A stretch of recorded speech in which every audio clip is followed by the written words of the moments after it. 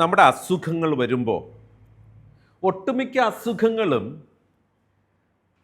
നമ്മുടെ ശരീരം പുറപ്പെടുവിക്കുന്ന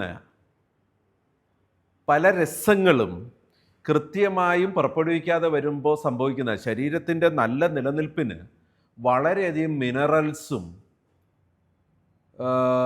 നമുക്ക് ആവശ്യമുള്ള ധാതുക്കൾ നമുക്ക് കിട്ടണം. പ്രത്യേകമായിട്ട് നമ്മുടെ നാട്ടിൽ ഇന്ന് വൈവിധ്യമാർന്ന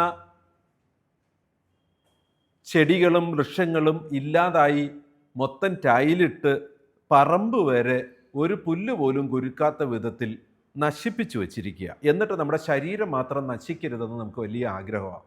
ചെറിയൊരു പുൽനാമ്പ് വളർന്നു വന്നിട്ട് അവിടെ അത് ചീഞ്ഞ് നശിക്കുമ്പോൾ മണ്ണിന് കിട്ടുന്ന വലിയ കണ്ടൻസുകളുടെ ഒരു അളവുണ്ട്. ഓരോ മരത്തിൻ്റെയും ഇലകൾ മണ്ണിൽ അലിഞ്ഞു ചേരുമ്പോൾ ഓരോ തരം കണ്ടൻറ്റുകൾ, വൈറ്റമിൻസും മിനറൽസും നമുക്ക് കിട്ടത്തക്ക വിധത്തിൽ അടുത്ത ചെടി അതിനെ വലിച്ചെടുത്ത് അതിൻ്റെ ഫ്രൂട്ടിൽ കൂടെ തരും.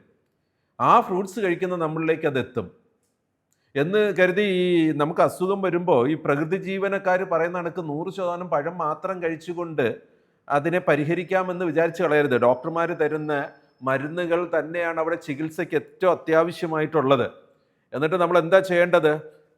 ഭക്ഷണ പദാർത്ഥങ്ങളെ നമ്മളുടെ ശരീരത്തിന് ആവശ്യമുള്ള ഘടകങ്ങൾ നിലനിർത്തക്ക വിധത്തിൽ ഡയറ്റീഷ്യൻ്റെ ന്യൂട്രീഷ്യൻ്റെ സപ്പോർട്ടോടുകൂടി ആ ഡയറ്റിനെ പ്ലാൻ ചെയ്യണം. ഓരോ അസുഖങ്ങൾക്കും വ്യത്യസ്തമായ ഡയറ്റ് പ്ലാനുകൾ ഉണ്ടാവണം. എല്ലാം ഒഴിവാക്കി ഫ്രൂട്ട്സ് മാത്രം കഴിച്ച് ശരീരത്തെ നന്നാക്കാൻ പറ്റുന്ന സാഹചര്യങ്ങളുണ്ട്. പക്ഷെ അവിടെ സെലക്റ്റീവ് ആയിരിക്കണം. നിങ്ങളുടെ ഇമ്മ്യൂൺ പ്രോബ്ലം ഉണ്ടാകുന്ന സമയത്ത് വൈറ്റമിൻ സി സഫിഷ്യൻ്റ് ആയിട്ട് കിട്ടുന്ന വിധത്തിൽ നമ്മൾ അതിനെക്കുറിച്ച് പ്ലാൻ ചെയ്യണം.